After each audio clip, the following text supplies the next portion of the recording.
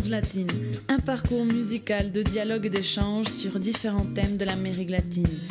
Du tropique du Cancer au tropique du Capricorne, un tissu de rythmes et d'idées qui nous transporte vers cette région du monde. Tous les mercredis, de 20h à 22h, participez et écoutez Fréquence latine sur Radio Montpaïs 90.1.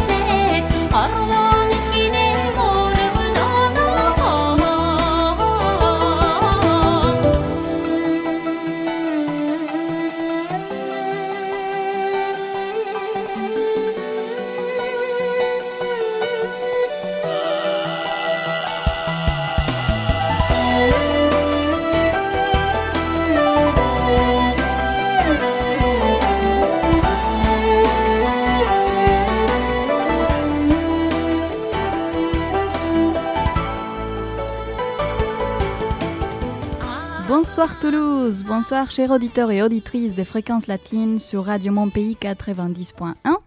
Ce soir, on est ici accompagné par notre équipe.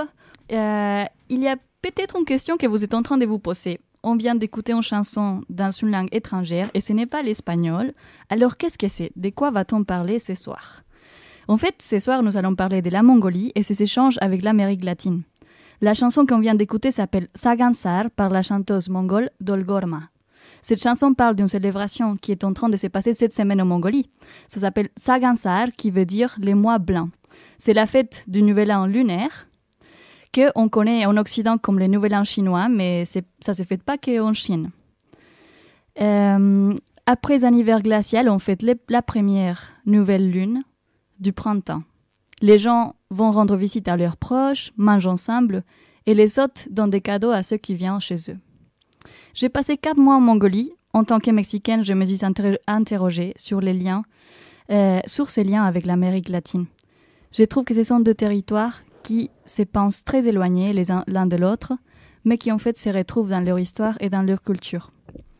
Ces pays situés entre la Chine et la Russie, à 3 millions d'habitants, dans un territoire qui fait 3 fois la taille de la France.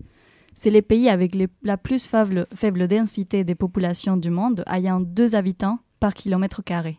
Il y a plus des animaux que des êtres humains. Ce qui lui rend un pays avec des espaces immenses qui libèrent l'imagination. Ce sont des paysages avec un silence apaisant et d'une beauté indescriptible. Quelque chose qui est difficile à trouver ailleurs dans le monde et quelque chose de très précieux. Quelque chose à conserver et à préserver. Pays des bergers nomades qui gardent leurs traditions depuis des siècles.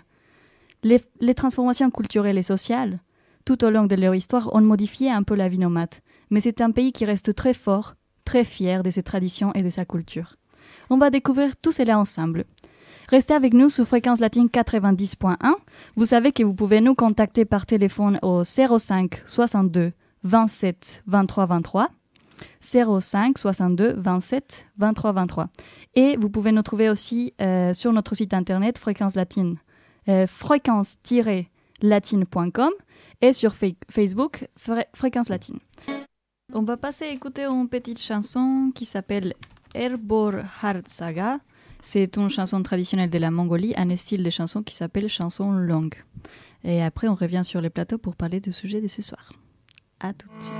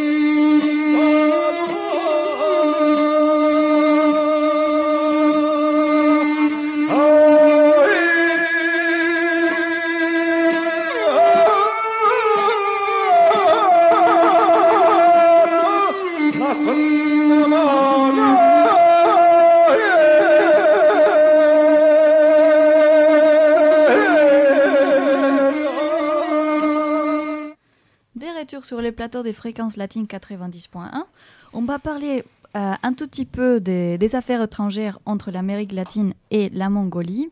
En fait, en janvier de cette année, le secrétaire des affaires étrangères de la Mongolie, Dava Suren, a visité 3 pays de l'Amérique latine. C'était la première fois qu'il a visité le Chili, le 17 janvier, et il a eu une réunion, une première consultation avec Carolina Valdiva, sous-secrétaire des Affaires étrangères du Chili. Ils ont discuté sur l'importance d'approfondir les relations bilatérales et ils ont signé un mémorandum de coopération entre les ministères de Mongolie et de la République du Chili.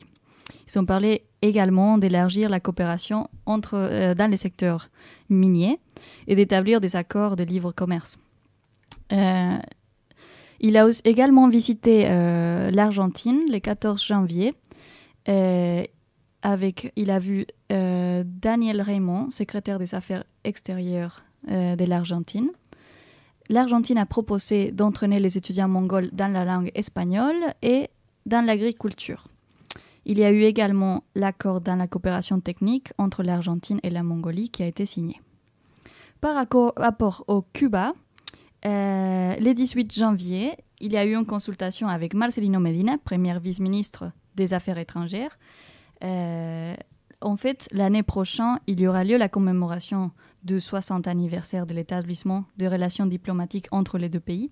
Effectivement, Cuba et la Mongolie ont commencé ces liens diplomatiques le 7 décembre 1960.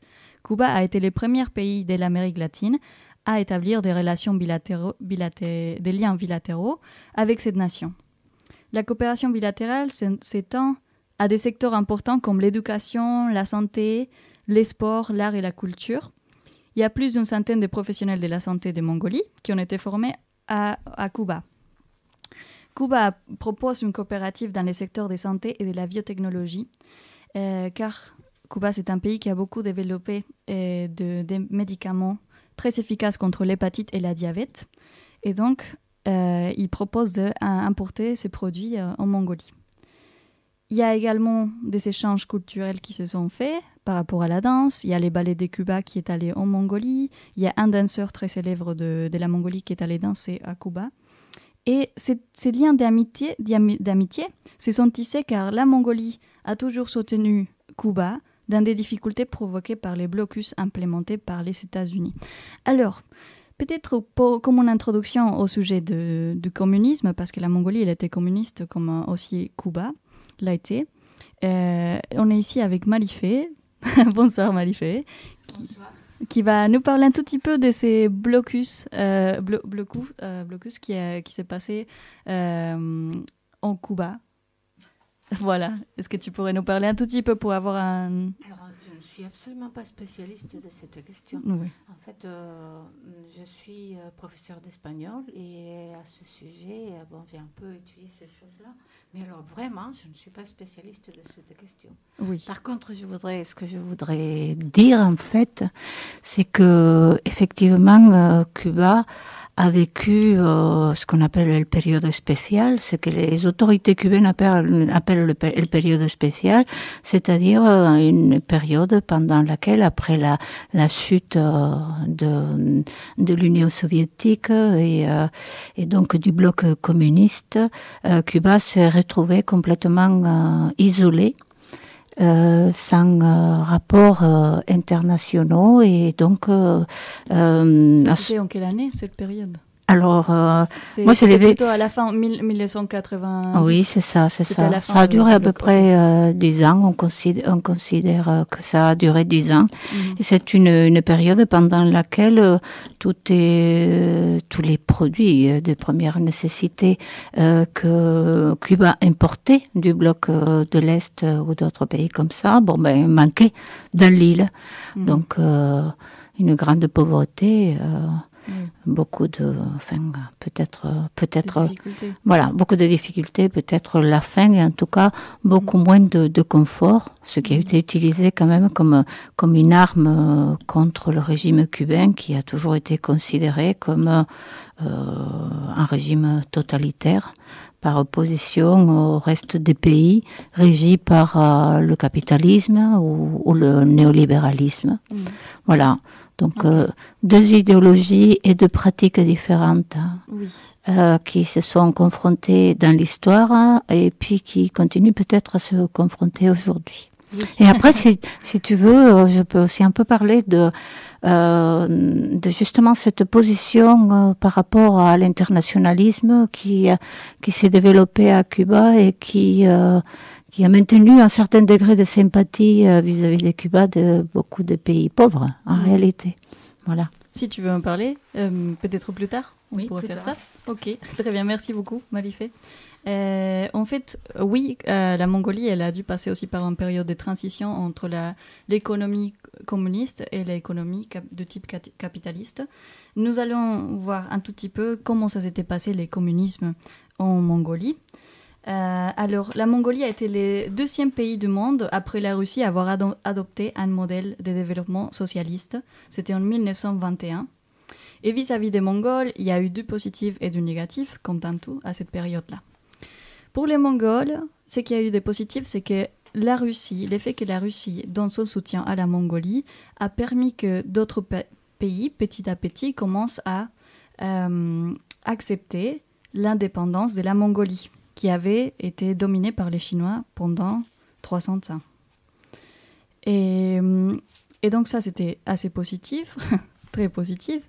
Il y a eu aussi des réalisations au niveau de l'infrastructure, des stations électriques, des routes, des chemins de fer, et quelques villes ont été construites. Également, dans la santé, avant que la Mongolie devienne socialiste, l'espérance de vie des Mongols était de 40 à 5 ans, et aujourd'hui, c'est des 65 ans.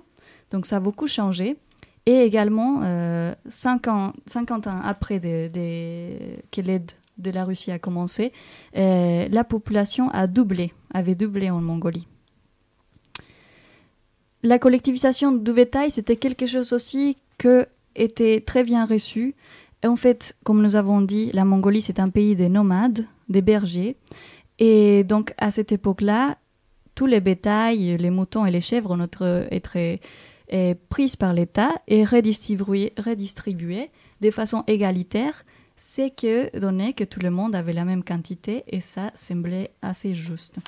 Et également, tout le monde avait du travail. Du côté négatif, il y a eu des victimes politiques.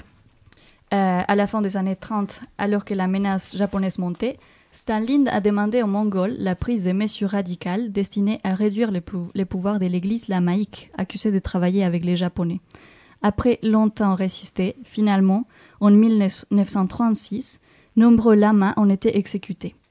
La répression a touché également des intellectuels et des représentants des minorités ethniques. Également, certaines ressources naturelles, notamment les bétails, étaient prises par la Russie à un prix, vraiment un prix qu'ils décidaient. Ils payaient presque rien pour les animaux. Et du patrimoine culturel a été détruit, des temples, des livres. Il y avait quelque chose contre le chamanisme et le bouddhisme. La même année de la dissolution de l'Union soviétique, en 1990, il y a eu lieu la révolution mongole, appelée la révolution démocratique. Elle a démarré avec des grèves de faim destinées à renverser la République populaire mongole pour aboutir à l'actuelle République de Mongolie et à la rédaction d'une nouvelle constitution. Elle était principalement menée par des jeunes manifestants sur la place Sukhbatar, place centrale dans la capitale d'Ulaanbaatar. Cette révolution a été achevée de façon pacifique. En fait, les gens qui étaient au pouvoir à ce moment-là ont compris, après la chute de l'Union soviétique, que c'était le moment de changer et ils ont laissé la place aux jeunes de décider quel type de politique ils voulaient mener. Est-ce que tu aurais quelque chose à ajouter, Marie-Fé, ou on passe aux prochaines parties? Ok. Donc maintenant, on va faire une petite pause musicale. On va se détendre, écouter un peu Guajira Guantanamera. Ça donne déjà envie de la chanter tout de suite. C'est par la Vieja Trova Santiaguera. Et après, on revient sur les plateaux des fréquences latines 90.1. À tout de suite.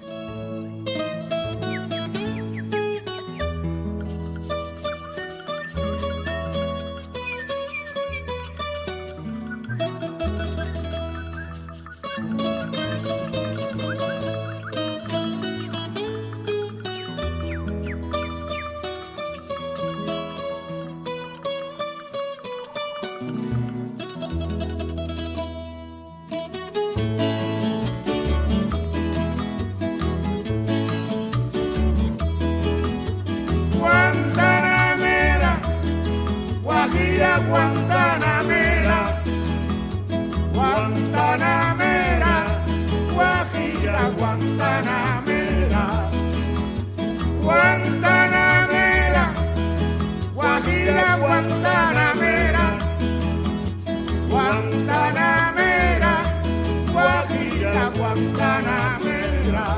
Yo soy un hombre sincero, de donde crece la palma.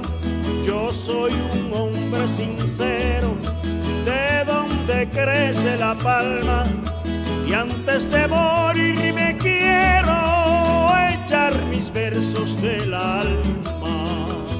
Guantanamera, Guajira Guantanamera, Guantanamera, Guajira Guantanamera. Cultivo una rosa blanca en junio como en enero, para el amigo sincero que me da su mano franca, y para el cruel que me arranca el corazón con que vivo. Cardonio Rúa cultivo una rosa blanca. Guantanamera, Guajira Guantanamera, Guantanamera, Guajira Guantanamera. Con los pobres de la tierra quiero yo mi suerte echar. Con los pobres de la tierra quiero yo mi suerte echar. El arroyo de la sierra me complace más que el mar. Guantanamera, Guajira Guantanamera, Guantanamera, Guajira Guantanamera. Tiene el leopardo un abrigo en su monte seco y pardo. Tiene el leopardo un abrigo en su monte seco y pardo. Yo tengo más que el leopardo porque tengo un buen amigo. Guantanamera, Guajira Guantanamera, Guantanamera, Guajira Guantanamera. Mi verso es de un verde claro. On est de retour sur les plateaux des fréquences latines. J'espère que ça vous a fait danser cette petite musique. Alors Malifet, tu voulais nous partager quelque chose? Oui, je voulais vous dire que j'étais en train de lire pour cette émission un livre de Carlos Méndez Tovar qui s'intitule Conoce usted a su enemigo. Et bon, ce livre, il est intéressant sans doute à plusieurs niveaux. Il se base pas mal sur les paroles de Chomsky et de un autre auteur qui travaille sur l'Amérique latine, qui s'appelle Heinrich, je pense. Mais surtout, ce que je voulais dire, c'est parlant de cette coopération internationale, c'est que on comprend bien que le projet cubain, le projet de la révolution cubaine, n'était pas un projet de réussite économique, mais un projet de réussite humaine. Et c'est très clair tel que c'est dit ici. Et donc, toute la difficulté pour les Cubains lorsqu'ils étaient isolés, et puis maintenant aujourd'hui peut-être aussi, c'est de faire valoir ce qui sont les critères démocratiques du point de vue de la révolution cubaine, et donc de faire valoir les intentions internationalistes et très anticolonialistes quand même qui semblent s'être perpétuées, voilà, y compris au long du XXe siècle. Donc l'appui à un pays comme la Mongolie par rapport à sa capacité de souveraineté, c'est quelque chose qui va dans le sens de la politique cubaine, qui a quand même aussi travaillé à l'évolution de l'Afrique du Sud, qui est intervenu, qui a été un lieu d'accueil pour les réfugiés de toute l'Amérique centrale, notamment lorsque des gouvernements antidémocratiques, clairement, et des coups d'État ont eu lieu là-bas. Voilà. Donc Cuba a servi quand même de repère et des lieux d'accueil pour les exilés politiques de toute cette zone. Toujours dans la même idée à développer, c'est la fraternité avec les peuples qui luttent pour leur indépendance, pour leur souveraineté, en ce qui concerne l'Amérique latine. Donc, dans le cadre d'une lutte anti-impérialiste par rapport aux États-Unis, le grand frère de la famille américaine qui maintient sa main mise sur tous les pays. Et à ce propos, Carlos Méndez Tovar remarque, en faisant un retour en arrière, que les États-Unis n'étaient pas quand même très contents de l'indépendance de Cuba, y compris quand elle a été affirmée vis-à-vis des colons espagnols. Donc c'est quelque chose qui vient vraiment de loin, cette conscience de Cuba de lutter contre la colonisation. Il faut pas, les Espagnols ont perdu la guerre contre Cuba en 1889. Donc juste à la fin du XXe siècle, Cuba n'a qu'un siècle de pays indépendants. En tout cas, si on peut dire, avec des dictatures entre-temps. Mais pour finir, voilà, moi j'étais interpellée par un certain nombre de choses qui sont dites dans ce livre-là. Et je vais vous lire un passage. Algunas cifras son elocuentes. Aproximadamente 500,000 de cubanos han cumplido misión internacionalista. Tuvieron una contribución decisiva en el derrocamiento del oprobioso y condenado régimen del apartheid en Sudáfrica, en la liberación de Namibia y en la consolidación del gobierno legítimo de Angola.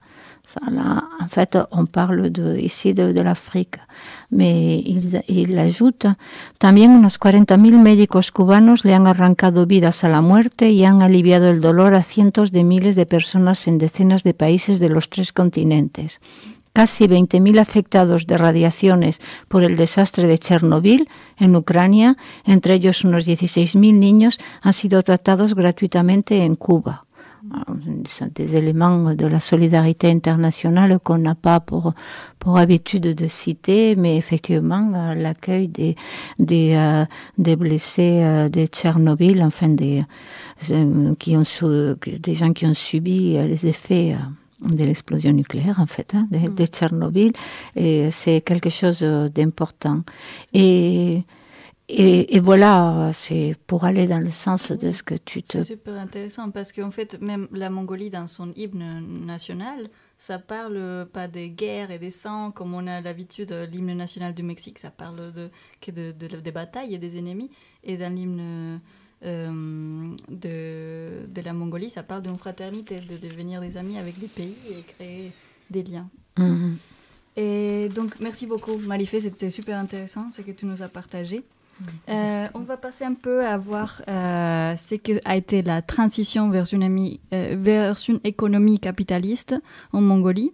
Il y a eu bien sûr une explosion des systèmes sociaux et une apparition d'une pauvreté profonde au moment de la transition aux années 1990.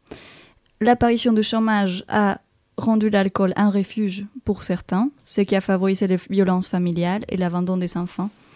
Les enfants des rues ont essayé de trouver un refuge dans des galeries souterraines de la ville, étant donné qu'en Mongolie, en hiver, il peut arriver à moins 40 degrés, donc c'est très extrême. À l'époque, il y avait 3 000 à 5 000 enfants des rues. Et aujourd'hui, ça a beaucoup amélioré la situation. En 2013, c'était 300 enfants de rue. Également, un phénomène qui s'est passé au moment que la Mongolie s'est ouverte à une économie capitaliste, c'était la migration de la campagne à la ville. Au début des années 2000, les droits de posséder un petit parcelle de terre, les difficultés économiques, l'espoir de trouver un mode de vie avec certaines commodités ont fait que plusieurs familles nomades s'installent dans la ville. La population de la ville a augmenté radicalement. En 1990, il y avait 500 000 et en 2014, 1,5 million d'habitants. Cet exode rural a modifié la ville et se sont multipliés les quartiers de yurts. C'est quelque chose de très intéressant en fait quand on se promène à Ulaanbaatar. Les centres-villes, c'est très moderne, de grands bâtiments, mais si on va à l'extérieur de la ville, on retrouve plein de petites yurts, que c'est les maisons traditionnelles de la Mongolie, comme des tentes. Et ça provoque... Il y a plein de phénomènes qui vont ensemble. L'effet qu'il y a les yurts en hiver, Ulaanbaatar devient la capitale la plus polluée du monde, car pour se tenir chaud, les gens brûlent des charbons dans leurs yurts, dans les maisons, et donc ça fait, comme il fait très très froid, ça fait une espèce de nuage de pollution, et vraiment il faut sortir avec un masque parce que c'est très puissant, et où il faut échapper directement dans la campagne, parce que c'est très très intense. Quelque chose aussi qui des fois provoque une certaine nostalgie de l'époque communiste a été que quand la collectivisation du bétail, c'est dont on avait parlé tout à l'heure, l'effet que tout le monde avait la même quantité de chèvres et de moutons, quand ça s'est fini, ça fait que aujourd'hui, les bergers nomades ont les plus de bétail possible pour vendre les cachemires des chèvres. Il y a beaucoup de concurrence. Et l'effet que les gens veulent avoir de plus en plus des moutons et des chèvres, ça crée de la déforestation, car les chèvres mangent l'herbe jusqu'à la racine, et cela ne repousse pas. Également, cela a provoqué des conflits entre les bergers, car il n'y a pas suffisamment d'espace pour donner à manger les animaux. Et il y a certaines provinces de la Mongolie qui sont les préférées, car la pelouse est plus verte, et donc il y a beaucoup de concurrence aussi pour ça, pour les territoires. Après, quelque chose qui va aussi de la main avec ce qui se passe en Amérique latine, c'est l'industrie minière et comment ça a un effet sur l'environnement. La Mongolie est un pays très riche en ressources minéraux et l'ouverture du pays a provoqué que les investisseurs étrangers arrivent arrivent en Mongolie. À l'avis de la majorité des Mongols, surtout pour ceux qui habitent à la campagne, les mines sont en train de détruire la nature. Les rivières sèchent car l'eau est utilisée pour les mines. Et une fois qu'on a fini d'extraire les minéraux, il y reste que des trous géants et la terre ne peut plus être utilisée pour les bétails et par les bergers. En fait, la Mongolie, c'est les steppes, c'est des grands esplanades vides que c'est très bien pour les moutons et les chèvres, mais si on fait des trous géants, c'est plus possible d'utiliser cette terre. Il y a quelque chose de très intéressant dans la pensée ancestrale des Mongols, qu'en fait, l'effet de creuser la terre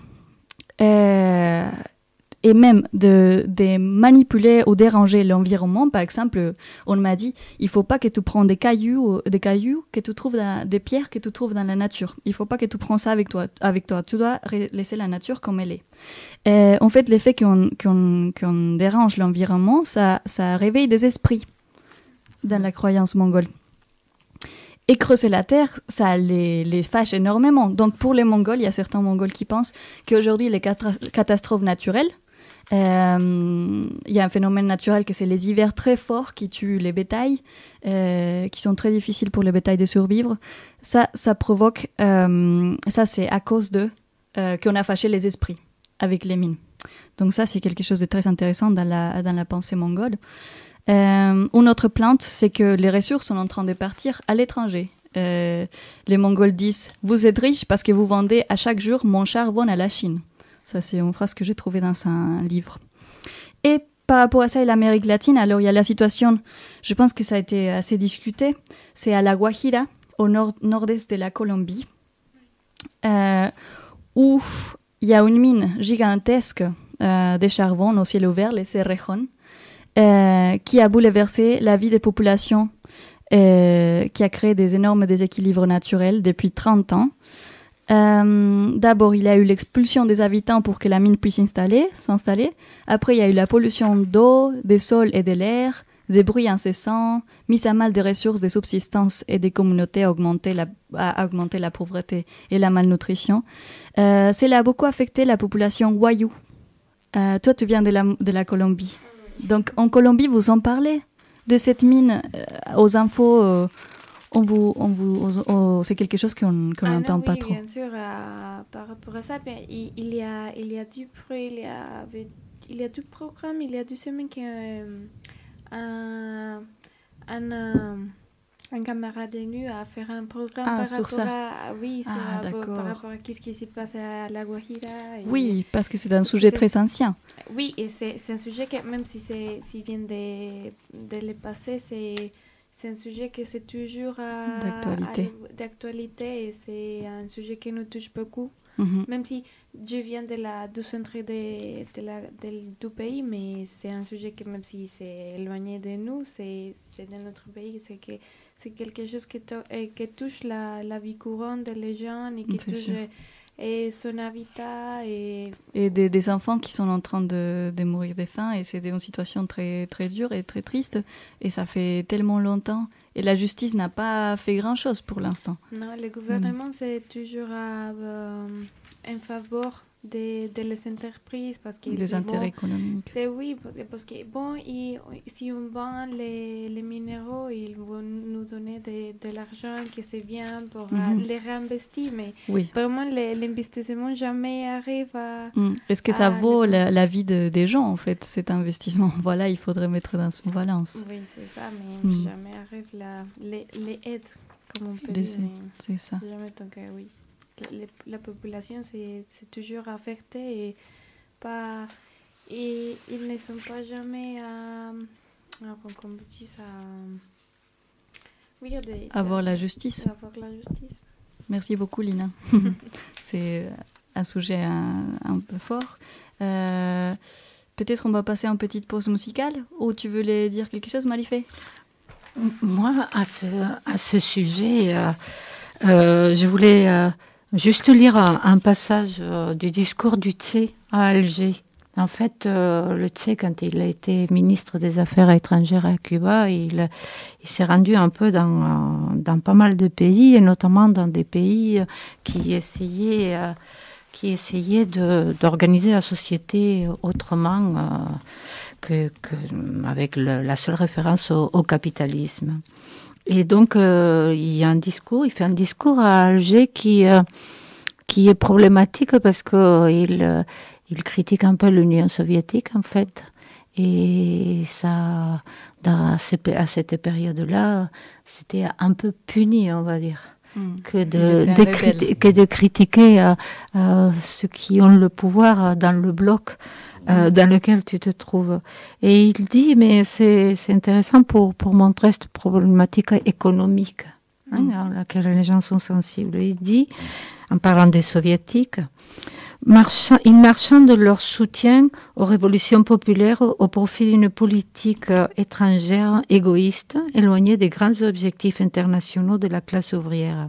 Il ne peut exister de socialisme si dans les consciences ne s'opère pas un changement qui suscite une nouvelle attitude fraternelle.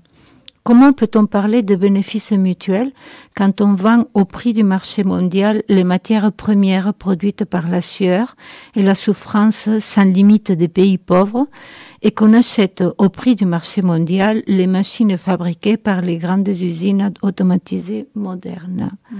Si un tel type de relation s'instaure entre les différents groupes de nations, il faut en conclure que les pays socialistes sont d'une certaine manière complices de l'exploitation impérialiste. C'est fort ça. Bon, il a frappé juste où il fallait. Les mots sont crus, comme il a l'intention toujours de dire ce qui lui semble vrai, sans fioriture. Mais voilà, mais ça marche encore aujourd'hui par rapport à l'extractivisme. Est-ce qu'on attend encore qu'il y ait un retour économique fait par les entreprises qui exploitent le sol d'autrui, d'une nation, voilà, est-ce que voilà. Et depuis des années maintenant, non. À Cuba, il y a du nickel. En Équateur, il y a de l'or. Oui. En Colombie, on a des charbons, de l'or. Par rapport à de l'or, on a plusieurs des problématiques partout, je pense. Et par rapport à où se trouvent les fleuves, l'origine de l'eau. Bon, oui, l'eau, ouais, le fleuve. Oui, le fleuve. Et il y a quelques fleuves qui ont disparu par rapport à l'extraction que les différentes entreprises font là-bas. Donc, alors là, les esprits, ils sont vraiment fâchés. Oui, et ils ont raison de garder le territoire parce que les extractions, en fait, ne font qu'appauvrir les populations de ces endroits-là. C'est impressionnant comme les pays les plus riches en ressources sont les plus pauvres parfois. Mais c'est par rapport aussi à cette exploitation et c'est très impressionnant. C'est parce qu'on est, je pense, c'est peut-être on n'arrive pas à vraiment valoriser qu'est-ce qu'on a et de les protéger. C'est à nous et il faut chercher des autres moyens pour avoir l'argent pour payer des sécurités sociales ou de nous financer. Mais pourquoi détruire notre territoire? Oui, parce qu'à la fin, si on détruit, où est-ce qu'on va habiter et où est-ce qu'on... Voilà. Il faudrait se poser les bonnes questions alors. On va passer à écouter une petite chanson qui parle plutôt de la migration de la campagne à la ville. C'est une chanson mexicaine qui s'appelle Jacinto Zenobio par Amparo Ochoa. Et après, on revient sur les plateaux de Fréquence Latine 90.1. À tout de suite.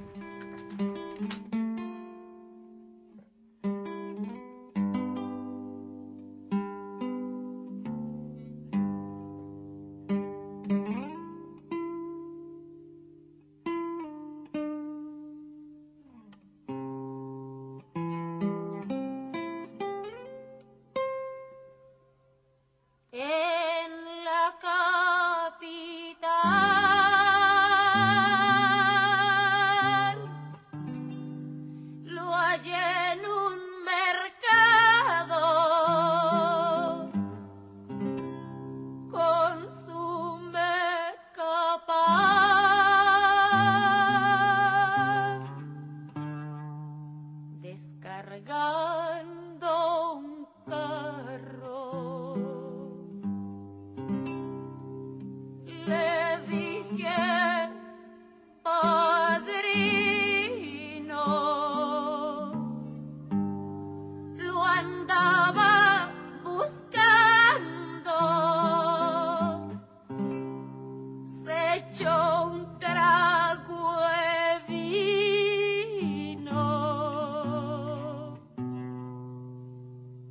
se quedó pensando.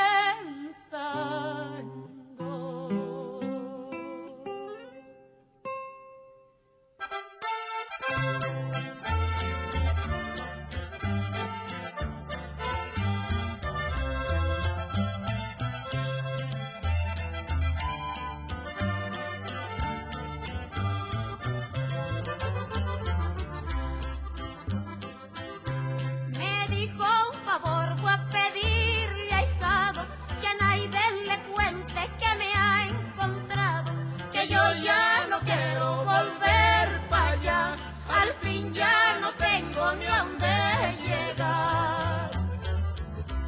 Murió tu madrina la Trinidad, los hijos crecieron y ¿dónde están?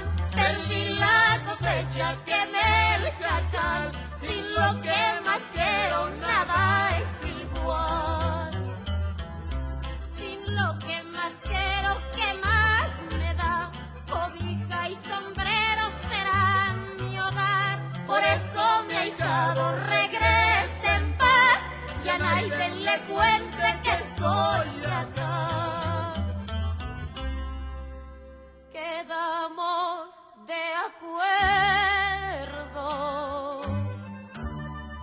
lo dejé tomando, yo encendí recuerdo y me lo fui fumando.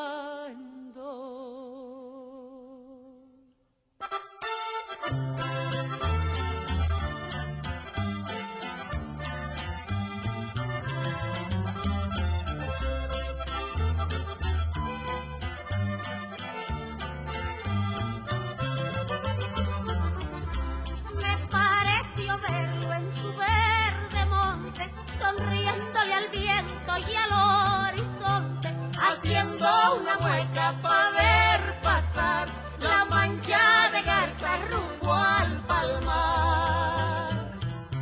Jacinto Zenobio, Jacinto Adán, si en tu paraíso solo había paz, yo no sé qué culpa quieres pagar aquí en el infierno de la ciudad.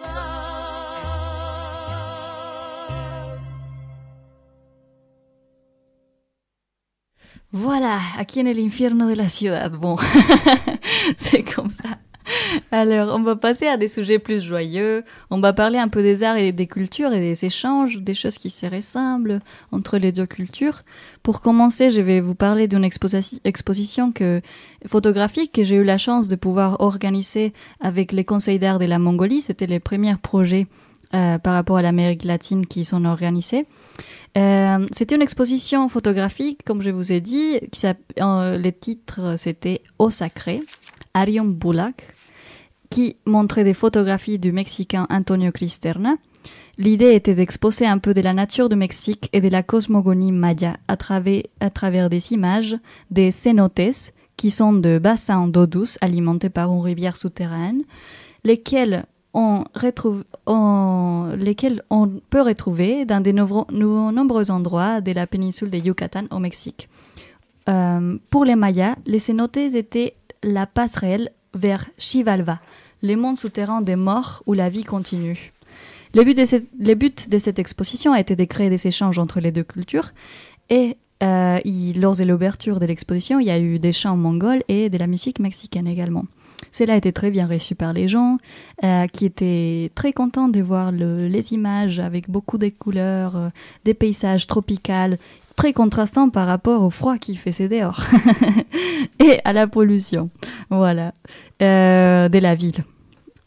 Également, nous avons voulu inviter l'observateur à une réflexion écologique, car les cenotes maintiennent la diversité des écosystèmes et leur conservation est fondamentale pour le développement durable de la région. Maintenant, on va parler un peu de ce lien qui existe entre la musique et la nature, entre les chants et l'environnement, ainsi que sa place et son rôle dans l'attachement au territoire. En Mongolie comme en Amérique latine, la nature inspire des chants et les chants interagissent avec la nature. En Mongolie, il y a notamment un instrument traditionnel qui s'appelle le tsur, qui est un instrument très ancien, très rare et presque disparu. Il a été conservé à la fin du XXe siècle parmi quelques personnes des descendants mongols Uryankhe, dans la région de l'Altaï, à l'ouest de la Mongolie. Le tsur a ses origines dans une pratique ancienne consistant à vénérer la terre, les montagnes, les rivières et les esprits gardiens respectifs. En fait, la sonorité de tsur, c'est une flûte. C'est un instrument de vin en forme de tuyau vertical avec 3 trous. La sonorité, ça ressemble beaucoup à un shoot d'eau. Il peut sembler simple à jouer, mais c'est quand même assez compliqué. Et nous allons écouter un peu de cette musique du tsur. Nous allons écouter comme ça ressemble à un shoot d'eau, la sonorité. Et aussi, il faut garder en tête que la musique du tsur a un lien indissociable avec les moyens de subsistance et les coutumes des Mongols, des Uryankhe, de la région de l'Altaï. Donc nous allons écouter un petit.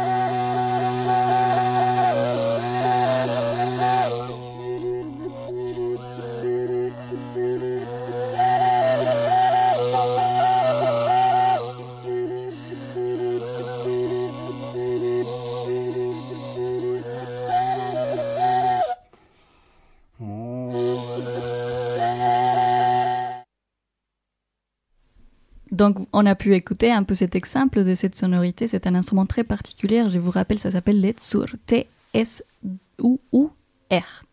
Maintenant, je vais vous parler d'un ouvrage qui s'appelle Chanter, s'attacher et transmettre chez les Darkhad des Mongolie par l'anthropologue Laurent Legrand. Là, on retrouve plusieurs témoignages des chanteurs Darkhad qui illustrent la garde du troupeau sur les pâturages à l'origine de leur attrait pour les chants. En gardant les chèvres et les moutons, j'ai chanté tout le temps, dit la chanteuse Darima. Laurent Legrand explique également qu'il y a des formes uniques d'expression orale utilisées pour les éleveurs pour entrer en contact avec les bétails. Par exemple, il y a des sons spécifiques pour les vaches. On dit, pour que les vaches avancent, on dit « hotch, hotch ». Et pour les moutons et les chèvres, on dit « chaigo, chaigo ». Donc, il y a une interaction entre l'animal et l'être humain à travers les sons. C'est très intéressant. Et je me rappelle dans l'ouvrage aussi, Laurent Legrand parlait des enfants, qu'en fait, quand on se retrouve dans les steppes en Mongolie, dans les grands espaces, on entend des enfants qui chantent très loin et qui chantent tout seuls, qui se retrouvent avec la nature. Et il y a une connexion très, très spéciale avec la musique en Mongolie. Et les enfants chantent très bien depuis qu'ils sont tout petits. En fait, par rapport à ces liens entre la nature et la musique, je vais vous montrer un petit extrait. Bon, on va l'écouter. Un extrait d'un film documentaire qui s'appelle « L'histoire du chameau qui pleure ». Et ça montre comme il y a une chamelle, une femelle de chameau, qui ne veut pas donner de lait à son bébé, qui les rejette. Donc, les humains se mettent, comme la tradition le veut, ils appellent un violoniste, c'est quelqu'un qui joue l'instrument traditionnel qui s'appelle murinhur, et la femme chante à la chamelle pour que petit à petit, elle crée des liens avec son petit. Et à un moment donné, après les chants que nous allons écouter, on voit comme les bébés arrivent finalement à avoir du lait de sa mère. Et la chamelle, elle se met à pleurer. Il y a des larmes qui sortent des yeux de chameau. Donc c'est très impressionnant, très beau. Je vous recommande de regarder ces petits documentaires qui s'appellent L'histoire du chameau qui pleure. On va écouter cette chanson qu'on chante à la chamelle pour qu'elle donne du lait à son petit. Thank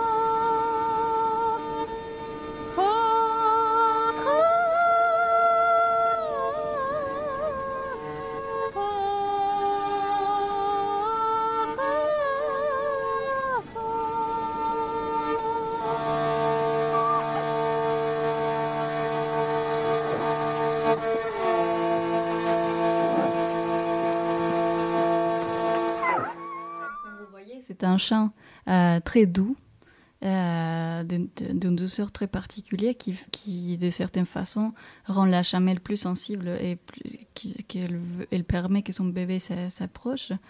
Maintenant, on va parler un peu des chants et les rôles qu'ils jouent dans le développement d'un attachement au territoire. Pour cela, nous allons écouter une chanson qui parle de la rivière Tula, considérée comme sacrée en Mongolie. Elle traverse les pays sur 704 km de longue. Elle traverse la capitale et la Provence centrale. À continuation, on va écouter cette chanson qui s'appelle Tutlin Urskal Shunodu Saihan. J'essaye de faire mon accent mongol, c'est dur. La rivière Tul est très belle pendant la nuit, interprétée par Sugar Shandon et sa fille Unur Tsetsek, que j'ai eu la chance de rencontrer. Je vais vous parler un peu de Sugar Shandon avant d'écouter la chanson. Elle est née le 19 janvier 1946 dans la province de Sukbator, dans l'est de la Mongolie. Quand elle avait 16 ans, elle a participé dans les plus grands concours des jeunes de son province et elle a gagné une médaille d'or et d'argent. Même quand son père ne voulait pas qu'elle devienne chanteuse et actrice, elle a poursuivi son rêve. Le 10 octobre 1986, elle a eu les prix des meilleures chanteuses de sa province de Sukbator. Elle a également gagné les prix des chanteuses honoraires du peuple mongol en 2014 et en 2015. Elle a eu le prix mongol Altangavas qui récompense des personnes ayant accompli des grands achèvements dans leur domaine. Donc, ça c'est un enregistrement inédit que nous allons écouter ensemble. Cette belle chanson qui chante à la rivière. Et l'instrument que vous allez écouter qui accompagne la voix s'appelle yadka. C'est un instrument traditionnel, c'est comme un piano, comme si les cordes d'un piano étaient exposées et on frappe directement sous les cordes. C'est très beau. Donc allons-y, on va écouter Tutlin Urskal Shunodu Saihan.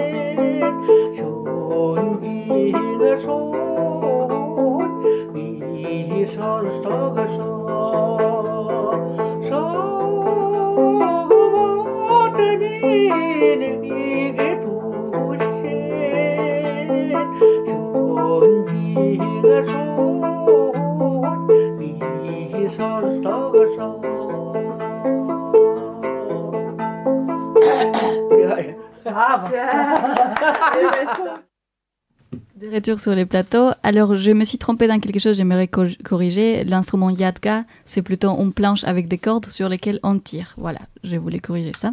Maintenant, on va écouter une petite chanson de l'Amérique latine avec cette même idée du lien entre la nature et les chants. C'est la chanteuse bolivienne Luzmila Carpio, c'est une chanson en quechua. Et dans cette chanson, elle parle de chanter pour faire tomber la pluie et de l'importance de prendre soin de l'eau pour mener une vie joyeuse et en bonne santé. Donc on va écouter Luzmila Carpio avant de passer à notre espace littéraire où on va écouter une petite poésie. Donc la chanson s'appelle Shuwa Yaku Kausai Puni. On va écouter ça. Et on revient en fréquence latine 90.1.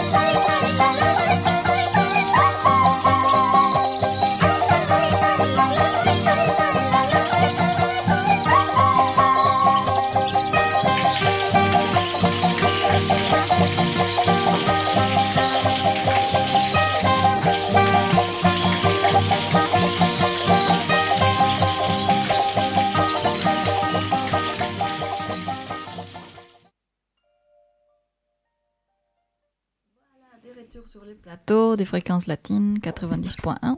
On va passer tu veux dire quelque chose, Marina? Non, simplement que je suis très ravie d'écouter Yumila parce qu'elle est vraiment quelqu'un d'intéressant. Ici, on fait une comparaison avec la musique de la Mongolie. Des fois, on pense que c'est presque la même musique, mais non. Oui, c'est ça. Que Lina nous disait, elle trouvait des ressemblances dans la musicalité de certains chants, de l'instrument sourd. Tu m'as dit que ça te faisait penser tellement à l'Amazonie. À l'Amazonie. Je sais pas comment dire ça en français, mais à l'Amazonie, oui, il m'a transporté à la première chanson qu'on a écoutée. J'étais aussi, il m'a transporté vraiment là-bas. Donc. Oui, il y a des ressemblances, il y a une certaine ambiance qui peut s'approcher. Quelqu'un m'avait dit que la musique de l'Amérique latine ancienne et de l'Asie, il y a les pentatoniques, donc les escales qui ressemblent beaucoup. Et voilà, des choses qui se rapprochent. Bon, intéressant. Très intéressant. On va passer à l'espace littéraire. Alors, là, je vais vous parler d'un poète qui s'appelle Yavuzgulan Begsin, qui était un écrivain mongol de l'époque communiste. Il écrivait en mongol et en russe, né le 19 mars 1929 à Djargalant, à l'ouest de la Mongolie.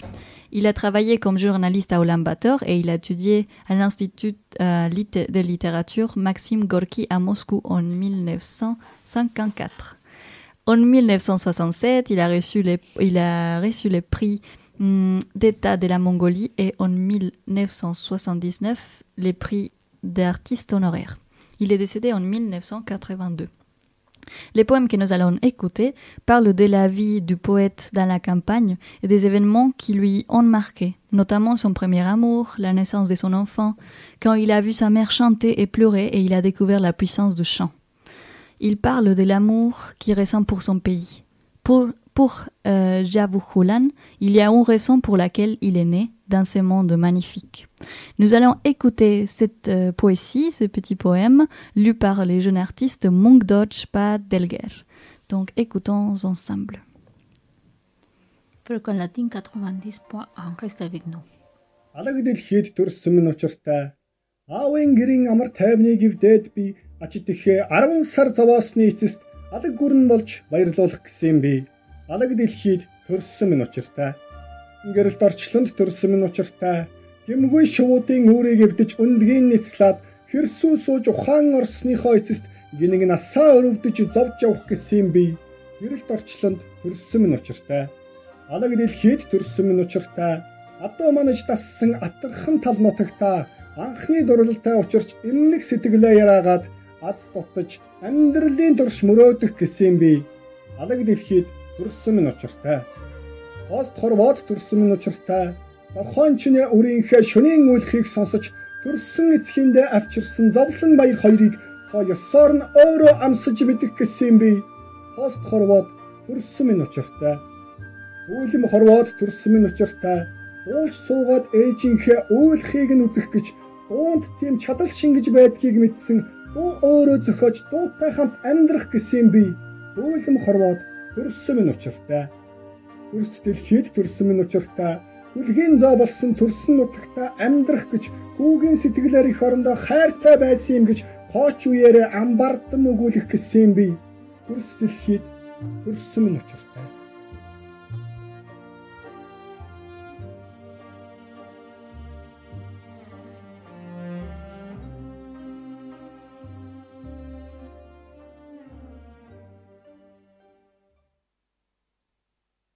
Bon, vous avez pu écouter la poésie en mongol. Marina me demandait si c'était les Russes, mais c'est vrai qu'il y a des sonorités qui peuvent ressembler.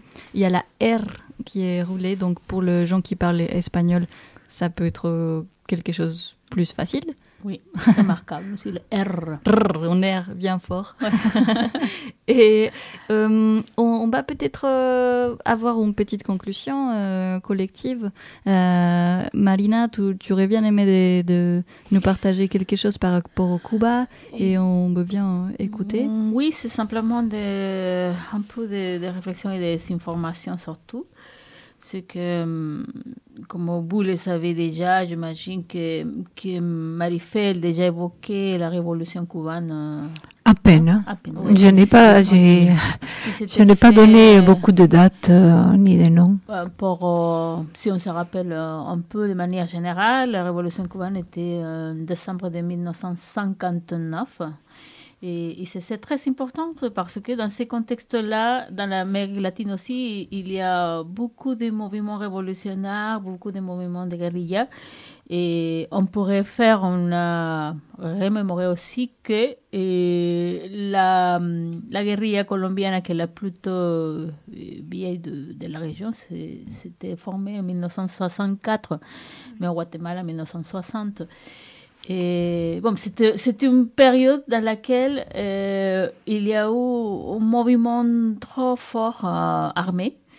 Et même on pourrait se rappeler de Vietnam. Mais les choses que je voudrais vous rappeler, c'est que c'était un mouvement armé, mais aussi contestataire, qui a bougé dans toute l'Amérique latine, et a été une façon d'exprimer et de se révolter. Et jusqu'à qu'on peut aussi rappeler mai 68, et que des fois personne ne fait pas une relation entre toute cette révolte qui s'est passée aussi dans l'Amérique latine dans la même période, les mai 68 et les années de révolte, surtout de la jeunesse des 70 aussi. Mais les choses que je voudrais rappeler, c'est que cette année, c'est les 60 ans de la révolution cubaine. Ah oui. Et c'est une date plus importante parce qu'il y a beaucoup de choses qui vont être mobilisées dans la solidarité vers Cuba, mais aussi dans la propre réflexion du Cubain sur qu'est-ce qui s'est passé dans la révolution. Et c'était échange transgénérationnel des choses qui sont changées d'une période que tu viens de dire sur le communisme, le socialisme et le socialisme du siècle XXI, je ne sais pas comment on pourrait dire. Le socialisme du XXIe siècle. Mais les choses plus importantes, c'est que je pense que ça mérite aussi, je pense, d'avoir un programme sur ce sujet, mais les choses que je voudrais vous présenter, c'est comment dans cet échange générationnel Cuba, qui c'est toujours complexe à parler, parce qu'on ne peut pas parler de Cuba d'une manière partielle. On doit historiser la situation, on doit vraiment approfondir sur différents sujets, ne seulement pas de l'économie, de la classe sociale ou d'une idéologie socialiste, mais aussi de partager ce qui se passe actuellement. Une des choses qui m'a attiré l'attention, c'est que le président Díaz-Canel, qui c'est le président qui a pris le pouvoir l'année dernière après que Raúl Castro il ne veut pas continuer. Se soit retiré, oui. Comme Fidel qui s'est retiré en 2008 et qu'il a pris son frère en 2008 jusqu'à 2018. Et Díaz-Canel, qui est ingénieur de formation, et il a commencé déjà à faire un débat, à débattre sur la nouvelle constitution et la possibilité de l'approbation du mariage homosexuel, qui était fortement combattu par l'Église catholique locale. Et je pense que c'est très important de parler qu'il y a des choses qui bougent aussi, que ce n'est pas toujours un regard partiel sur les pays. Et que dans cette nouvelle constitution de mariage entre personnes de même sexe, il affirme qu'il va rassurer qu'il n'y aura pas de discrimination sur ce sujet et qu'il sera reconnu dans la nouvelle constitution en tant que diversité sexuelle. Et je pense que c'est un sujet de plusieurs qu'on pourrait parler à Thérèse sur Cuba et que c'est important à dire. Je ne sais pas si tu voudrais rajouter quelque chose. Non, qu'effectivement, tu n'étais pas là, mais je disais, moi, que la question de la démocratie à Cuba était traitée différemment selon le point de vue et selon la situation, c'est-à-dire si on était cubain ou si on ne l'était pas. Et que le principe du discours cubain, en tout cas, est de dire que ce ne sont pas les mêmes critères pour parler de démocratie qu'on adopte à Cuba que ceux qui sont adoptés aux États-Unis, par exemple. Mais effectivement, dans ce discours-là, il reste, sinon une faille, en tout cas une question, un questionnement, c'est comment se fait-il que les homosexuels, et notamment peut-être ceux qui ont le plus protesté, aient mal vécu le traitement qui leur a été fait par le régime cubain. Le questionnement reste là. Pourquoi l'homosexualité a été un tabou si important à Cuba? Moi, je me félicite de ce que tu dis, si il y a une solution. Mais bon, j'ai envie de dire, moi, je cite un peu le Che, parce que c'est vrai que c'est une figure assez incontournable que nous voyons encore aujourd'hui en France sur des drapeaux dans les manifestations. Oui, ce qui veut dire quand même... une médiatisation de l'image en tout. Oui, mais pas seulement, je crois. Enfin, évidemment qu'il y a de ça, mais pas seulement. C'est qu'il a réussi... il y a beaucoup des éléments... de ce qu'on appelle l'héroïcité, bien évidemment. Mais il a aussi réussi à transmettre un peu une certaine intégrité en tant que personne et aussi cette conviction du fait que le dogme ne suffit pas. Alors je retrouve pas exactement la citation, mais le Che il dit il ne suffit pas de faire la révolution pour assumer ce qui se passe. En fait, une fois qu'on a fait la révolution, tout reste à faire. Oui. On doit le tenir aussi. Oui, on doit tenir. C'est ça, en fait. Après, il faut voir tous les effets qui viennent et comment gérer la transformation. Il dit, on doit aussi inventer un régime économique, mais on doit aussi inventer une démocratie capable d'évoluer dans le temps.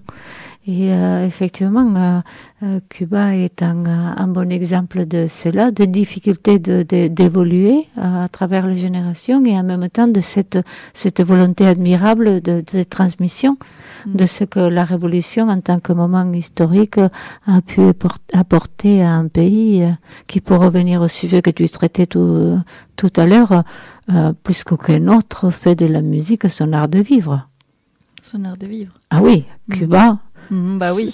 Cuba et la musique, c'est exactement la même chose. Je veux dire, la musique n'est pas quelque chose c'est pas une activité supplémentaire à Cuba. La musique fait partie de la vie quotidienne et l'art est valorisé à Cuba plus qu'ailleurs, quoi.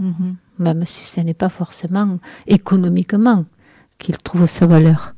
Voilà ce que je voulais dire. Moi, j'espère qu'il va y avoir plein de choses sur la révolution cubaine que je vais apprendre, plein de choses sur ce qui s'y est vécu. Ouais, c'est simplement ça, mais je pense qu'on mérite aussi une nouvelle émission et comme toutes les fois qu'on l'a dit, toutes les émissions de tous les sujets méritent aussi d'approfondir, mais j'espère que bientôt on pourra faire un programme exclusivement de Cuba, nouvellement. Oui. Et c'est un sujet dans l'actualité comme des autres sujets et pays de l'Amérique latine. Oui. Et très important, un des buts de cette émission était de rappeler l'importance de créer des échanges entre des pays, des échanges culturels, et surtout dans son optique d'amitié, je pense. Voilà, voir la richesse de l'autre apprendre ça. Pour moi, c'était ça mon expérience des voyages en Mongolie. C'était vraiment aller à la découverte d'une culture que je ne connaissais pas du tout, avec tout ce que j'avais appris en Mexique, en France, et de découvrir plein de choses de ce qui est d'être humain, de certaines façons. C'est sûr. Humain avec la nature. Et c'est une invitation pour les gens à découvrir, à avoir une certaine ouverture d'esprit envers les autres cultures et à avoir un regard curieux et toujours attentif, parce que l'être humain, il y a plein de richesses et des choses à découvrir en fait. Et à partager. Et à partager, exactement. Donc ça, je pense que ça pourrait être une bonne réflexion qu'on peut partir avec. Et s'il y a des choses à ajouter, on pourra faire ça. J'aurais seulement envie de remercier tous qui sont là. Oui. Merci à toi pour merci à toi. De projet. Merci pour l'expérience partagée. Oui, c'est intéressant. Et j'aimerais remercier aussi les gens qui m'ont aidé pour faire cette programmation. Tetsuke qui m'a donné l'information par rapport à sa grand-mère qui est chanteuse, celle qu'on a écoutée. Mung Dodge qui a pu enregistrer la poésie qu'on a pu écouter, et l'anthropologue Laurent Legrand qui m'a beaucoup aidé avec des informations complémentaires. Et voilà, on va maintenant peut-être passer à une dernière chanson. Ou tu veux dire quelque chose? Oui, non, j'ai besoin de remercier tous les écouteurs, auditeurs et auditrices de Fréquences Latines.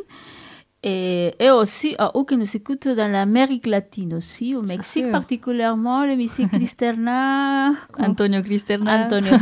Saludos desde Toulouse hacia Cancún, México. Et on va saluer aussi à tous notre collègue Felipe qui est à la Colombie. Et bon, on attend toujours, on les étrange. C'est des personnes qui nous manquent. Qui nous manquent toujours. Il va revenir. Et merci. Merci pour nous écouter et restez avec nous la semaine prochaine. Le programme, ce sera un tour de film Roma, qui c'est un film qui était projeté, qui parle sur le Mexique. Et je vous invite à ne pas rater cette programmation de la semaine prochaine. Ah, et on veut dire aussi... Bien sûr, Constance qui est maintenant à Séville, Espagne. Comme vous le savez, on l'a déjà dit au revoir à Constance qui est partie de chez nous. Mais Constance, si tu nous écoutes en Séville, olé! Et Karina, je pense qu'on va te voir aussi. Oui, je vais pas être sur Toulouse, mais on continuera à créer des échanges. Et je voudrais faire un remerciement publiquement à Karina qui a partagé pendant 12 années à la radio, qui a porté plusieurs choses et qui a véhiculé plusieurs informations et toujours bien engagée avec la radio. Et merci à toi, Karina. Beaucoup, à une prochaine fois. Et le plateau est toujours ouvert à tous notre nos anciennes collaboratrices, collaborateurs, même partenariats et tout. Merci. Merci beaucoup. On va écouter une chanson qui parle d'aimer tous, aimer tout le monde, aimer la nature, les anciens, les ancêtres. Et une chanson que j'aime beaucoup parce que c'est la chanson que j'ai chantée avec les pères nomades de la famille avec qui je suis restée. En fait, ils parlaient pas anglais, moi je parlais pas mongol, on se retrouvait dans la nature et on communiquait avec les chants. Moi je les chantais de la musique d'Amérique latine, ils chantaient de la musique mongole, donc cette chanson elle est très spéciale pour moi et je voulais la partager avec vous. Elle s'appelle Orslong Harlare. Ça signifie? Aimer toutes les choses. Ah, très bien. Par Munk S. Batsuk. Bon, il faut que je m'entraîne avec mon mongol, mais on va écouter cette chanson. Et merci à tous. À la prochaine. Bonne soirée. Fréquences Latines 90.1.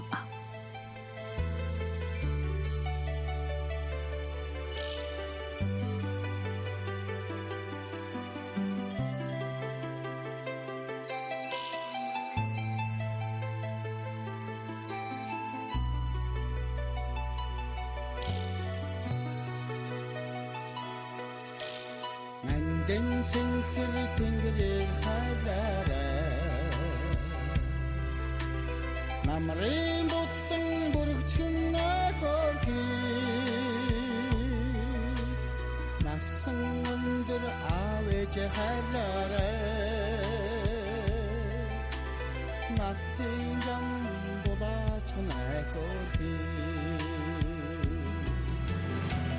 Tasitili garagduj halara Mulstaniti gachij halara Chibitni avchudan gansgan shu Amdirdi zintinde tevrin hajara Yevarni sarega Рэлтэ туяга хумчхна хорки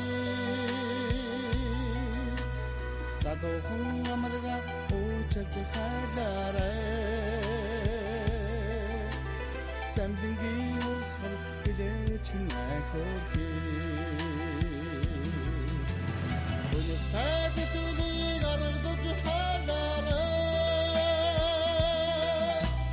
Мөлмөстэнити гачж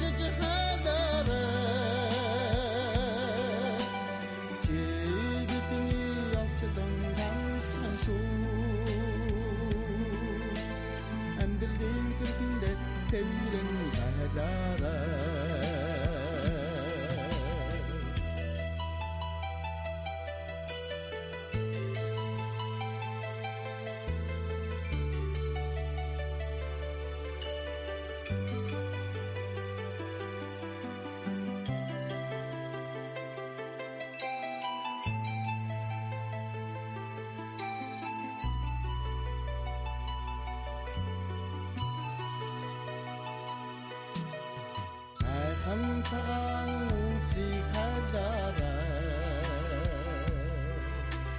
Sadhni aysar sarınçınna gorki